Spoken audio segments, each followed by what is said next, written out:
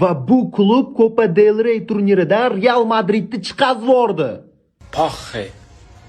Menga paxo'y.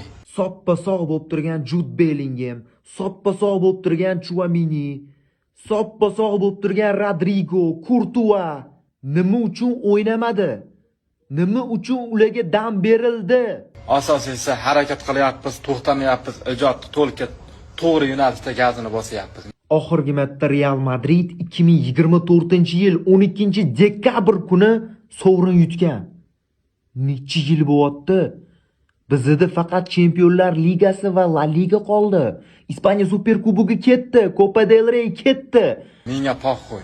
Bu murabbiyga ishonish mumkinmi qolgan turnirlarda? Menga paxo'y. Qayta aytiraman, kallang qismaylar.